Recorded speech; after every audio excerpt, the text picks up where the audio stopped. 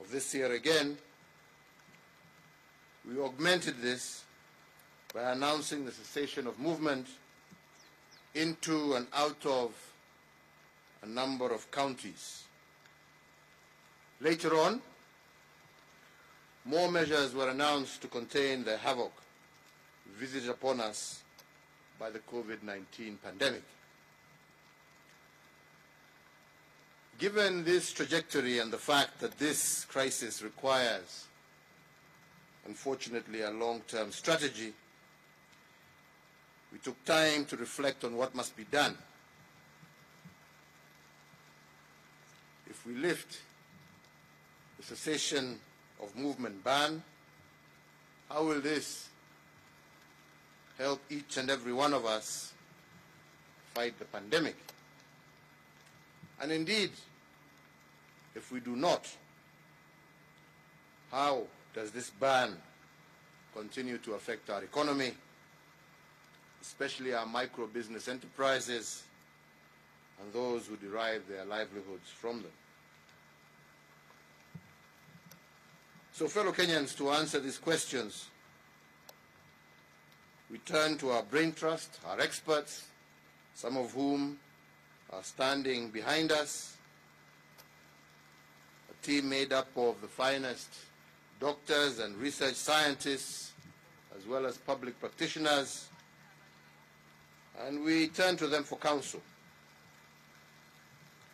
And it must be admitted that opinion was divided on how we are to advance against this virus. Some, myself included, wanted us to open up now. That was and is still my desire. I know we all want to open up at the earliest opportunity and get our economy going. Me more so, as Kenya, as you all know, was recently ranked the third largest economy in sub-Saharan Africa. But others held a contrary position,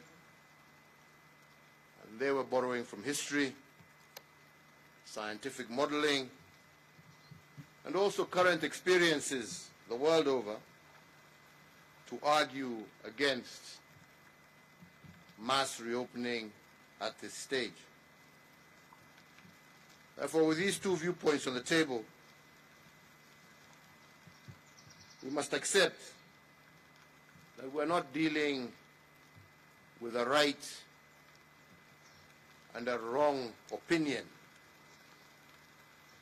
We are caught in between two rights. Those who want to open are right, and those opposed to opening are also right. And this clash of two rights placed us on the horns of dilemma. In the absence of scientific consensus amongst experts in the medical, research, and public sectors, I asked for some scenarios.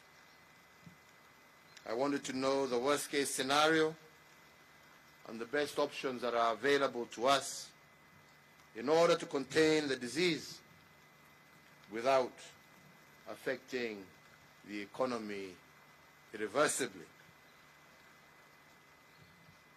I wanted these scenarios built around raw facts, because we have decided as a country to combat this pandemic in an open and transparent manner. Fellow Kenyans, we must speak truth to each other. Had we not taken the stringent measures that we did in March of 2020, the rate of infections in Kenya would have peaked to 800,000 people by July 30th of this year. And if, as we have seen is the case, that one infected person has the potential to infect two people, this number would have hit 2.4 million people in 21 days. By the end of August this year, had we not taken the actions that we have taken, approximately 75,000 Kenyans would have lost their lives from this virus. But because we took interventions early, we have recorded only 2,600 infections with 83 deaths. So therefore, fellow Kenyans, if this is the worst case scenario, we wanted to know what the other scenarios look like. So if today we put in place all the necessary interventions and relax these by only 20%, what would this look like? According to the experts behind me here, relaxing interventions by 20% would lead to 200,000 infections and 30,000 deaths by December of 2020. Further, if we relax the interventions by 40%, the infections will peak in November with 300,000 infections and 40,000 deaths. If we were to go even further and relax them by 60%, the pandemic will peak in October with 450,000 infections and 45,000 deaths. Although these projections are generated by a model, our experts have shown us hard evidence suggesting that countries which opened up without proper protocols also experienced serious waves or secondary waves of infections. Spike of infections were, for instance, experienced when religious gatherings were allowed in South Korea, Pakistan, and Malaysia. So if this is our new reality, and we face the dilemma of easing restrictions or continuing with them, the question then is, what must we do as a country? What is our irreducible minimum for reopening the country? What is the threshold below which we cannot go? Once again, according to the professionals with us here, the irreducible minimum for lifting restrictions has three thresholds. One, to open up, the infections must be contained and the number of infections and deaths must be headed downwards. This is currently not the case in our country. Two, our healthcare system must be prepared sufficiently to take on a surge in infections. It must not be overwhelmed at any one point during this pandemic.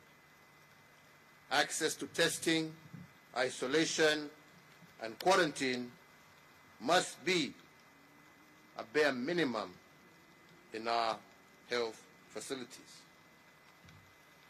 This is not currently the case. Three, the capacity for surveillance and contact tracing must also be fully in place across the country. So the question then we must all ponder together, fellow Kenyans, is whether we have met this threshold or these three thresholds in order to lift the restrictions. Have the cases, as I have said, of infections taken a downward turn, for instance? The answer is definitely no. We are seeing an increase Have we met the second minimum of prepared health systems with isolation? Again, as I said, the answer is no. And I just give two examples.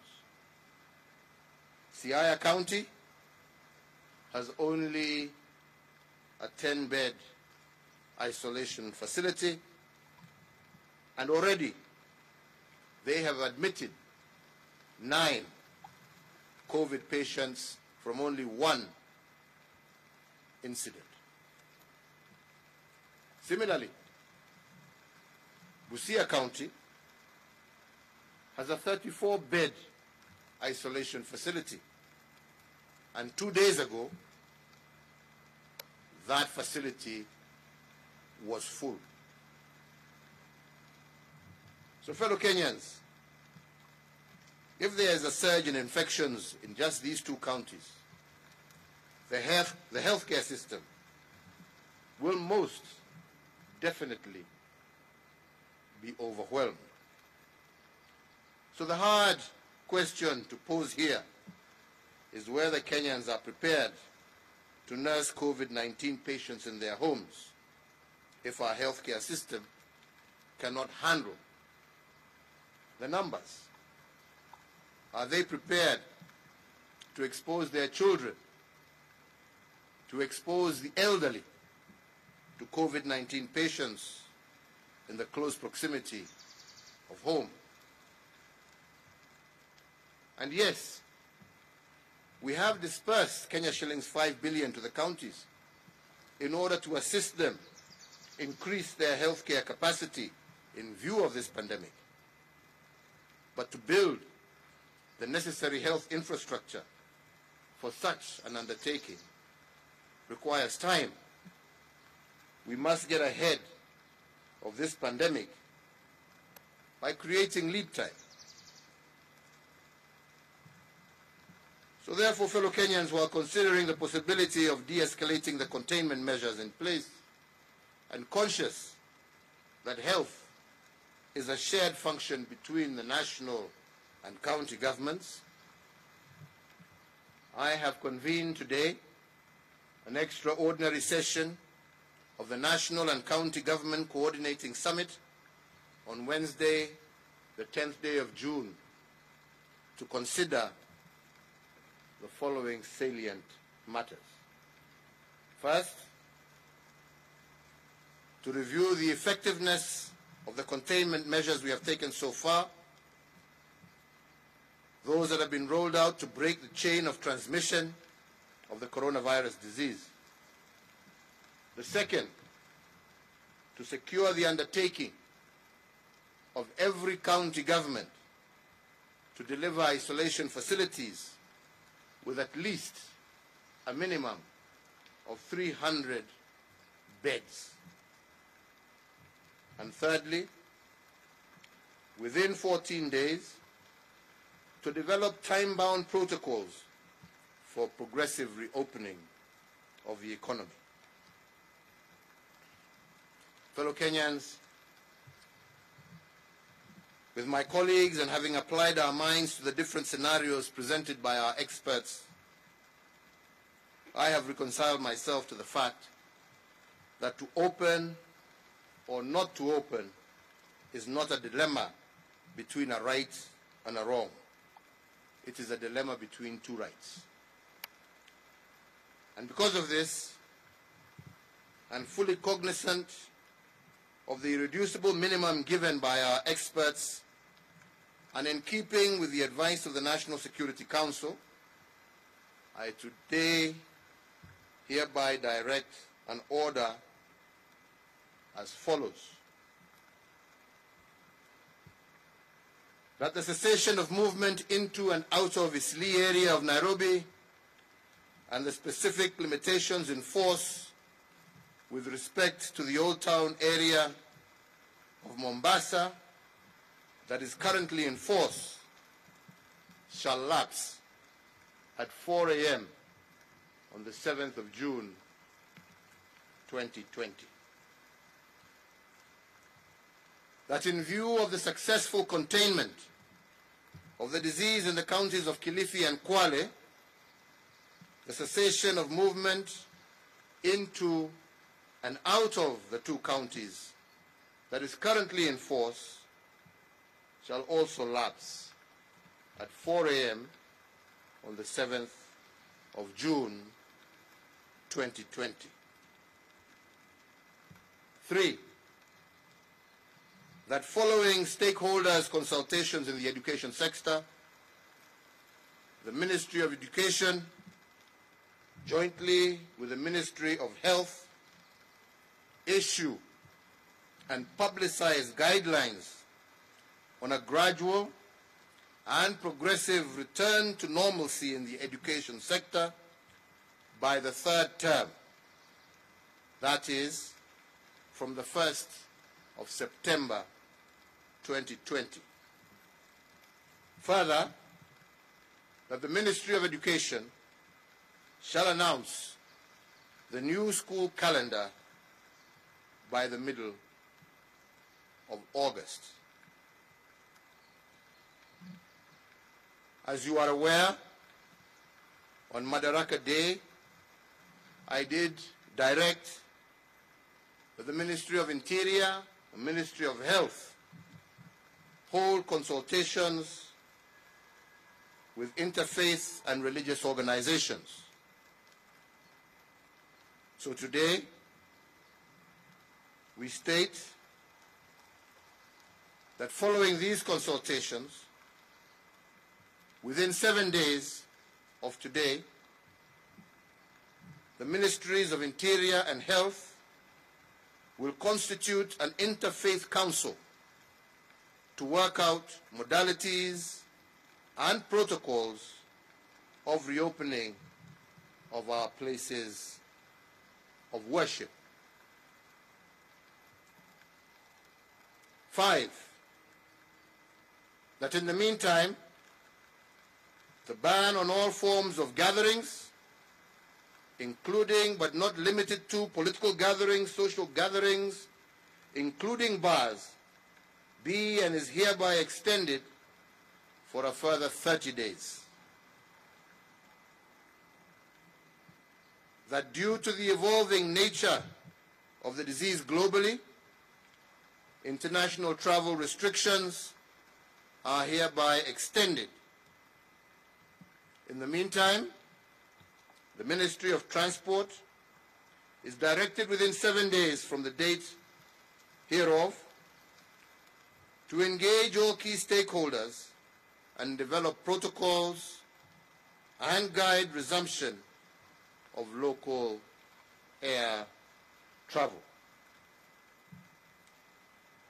That due to the increase in patterns of infections, the cessation of movement into and out of the Nairobi metropolitan area, Mombasa, and Mandera be further extended by 30 days.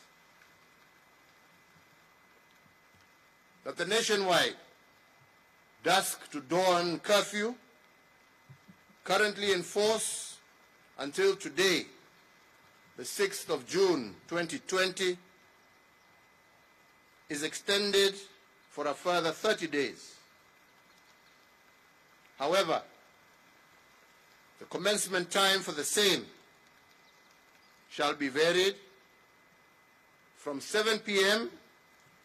to 9 p.m., with the end time for the same being varied from 5 a.m. to 4 a.m.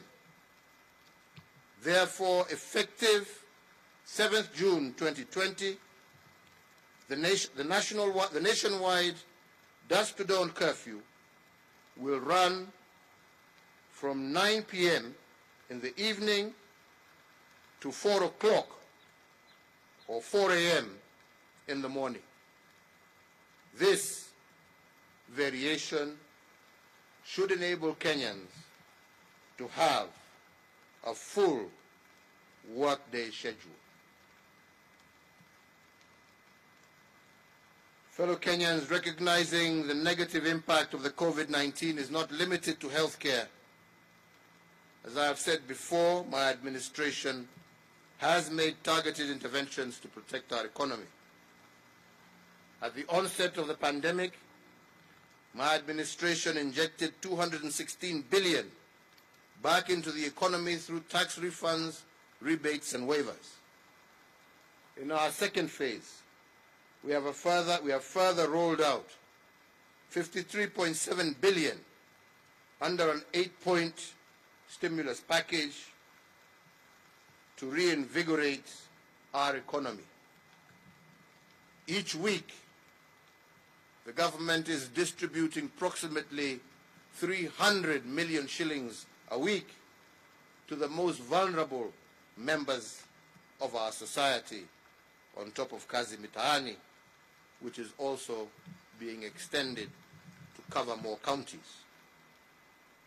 Also on Madaraka Day, I did announce that a further Kenya shillings 2 billion would be injected into the hospitality industry to cushion those in that industry from the effects of this pandemic, and modalities of how these resources will be shared are to be released next week, with priority given to ensuring that our workers in this sector are assisted to retain their jobs. Finally, I wish to assure each and every Kenyan that I shall do all that is necessary to limit the negative effects of COVID-19 on our people, our economy, and our way of life. Rest assured that my administration will continue to work to restore our lost livelihoods, our lost opportunities, and our lost wealth. As I have said before, I continue to call upon all Kenyans, particularly landlords and employers, to put people before profits during these testing times. Permit me to close by saying what I have always said, that this disease is beatable if we work together. Listen to and apply the regulations, the guidelines and protocols issued by the Ministry of Health, and let us all keep our eyes on slaying the enemy. Thank you, God bless you, and God bless Kenya. I'll take 2 questions, and then I will leave the experts who have been advising us to continue with the rest of the session. Good afternoon. Afternoon to my you. Name is Gashuri from Yes, Citizen Gashuri, TV. I know you. How are you, sir? I'm well, and you? Very well. Good. I'm sure you've seen the expectations, many of them from Kenyans who are hoping that you will do something to release them. But be it as it may, the main question is the question of sustenance, livelihoods. People are complaining, people are lamenting that they are no longer able to sustain themselves. Is there a possibility of expanding the list of beneficiaries from the money that is being given every week to cover even those who are not initially listed among the most vulnerable, because there seems to be an enlarging group of people in dire need to sustain their livelihoods? Thank you. Like I said, in full recognition of what you have said, Gashuri, this is why we have been releasing, like I'm saying, approximately 300 million shillings. And this is over and above the 10 billion that we release every year. No, the 30 billion, sorry, that we release every year to the most vulnerable in our society. And I do agree with you that there are some sectors, especially the hospitality sectors, the hotels, the small restaurants, the bars, and so on and so forth, that have been closed, and a number of people in those areas have also been affected. That is why on Madaraka Day, we said that we are expanding that program by a further 2 billion shillings in order to be able to capture those people in those sectors, and to also ensure that we are cushioning them during this difficult time as we work towards reopening. But ultimately, we have no choice. We will do what we can to continue to support livelihoods. We recognize that that's where the challenge is. And we will do what we can to support all our citizens, especially those most affected.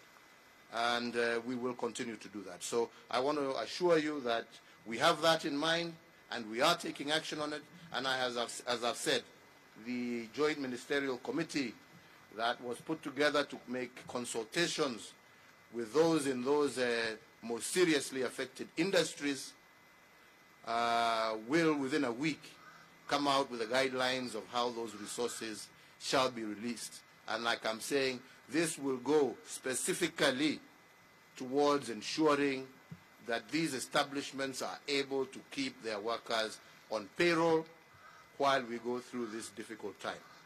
Secondly, as we have also said, the reason for expanding the curfew time is to ensure that we now have Kenyans who are able to go to work and have a full day's work and still have adequate time to go home. This now will enable Kenyans to be able to work a full shift, unlike the half shifts that we are into before. Now you can have a full day shift. You can work from 8 to 5 and still be able to get home on time, thus expanding the number of working hours and therefore enabling more and more Kenyans to be able to resume their normal duties and activities in our economy. Jina langu ni Nancy Okware kutoka Nancy Okware kutoka KBC. Na swali langu kwanza kabisa, umesema ya kwamba masharti katika kaunti ya Kwale na Kilifi kwa sasa hivi yameondolewa. Je, kama serikali mnahisi kwamba mmefanya vya kutosha ili kuhakikisha kwamba hao watu wanapotoka na kuenda katika kaunti nyingine wamepimwa, ili kuhakikisha kwamba pengine kuna mmoja hakuwa amepimwa, lakini unasema ya kwamba Kilifi mmeweza kumaliza ugonjwa ule pale na watu wote hawajapimwa? Hatujasema ugonjwa umeisha. Yaani mmeweza, lakini tumesema ya kwamba katika kaunti za Kilifi na Kwale ugonjwa umeanza kupungua. Na kwa sababu umeanza kupungua, tumesema tunaweza sasa kufungua. Lakini vile nimesema, nimeita mkutano wa baraza la magavana wa taifa letu, gavana wote 47 governors. Nimeita huo mkutano on Wednesday kwa sababu mambo ya afya na vile tutatembea na vile tutaruhusu watu kutembea county to county, lazima magavana wawe on board. Lazima waweke mikakati, kila governor kwa county yake, ile itatumiwa wakati watu wanatembea. Watapima temperature namna gani, watajua wagonjwa ni wagapi. This is why tunataka kufanya hiyo program pamoja na wao, ndio tusaidiane, kwa sababu haja yetu ni kuhakikisha ya kwamba hatutoi ugonjwa kaunti moja kuupeleka kaunti nyingine. Na ndipo unasikia tukisema kama ni hapa kwetu Nairobi sasa pale tuko hapa, ugonjwa unaenda juu.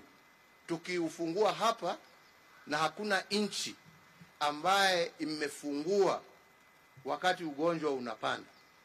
Na kwa kaunti yetu ya Nairobi sasa ugonjwa unapanda. Katika states mbali sasa tunaona increased number of cases. Na ndipo tunasema Nairobi sio kama Kwale na Kilifi. Kwale na Kilifi ugonjwa umeanza kushuka.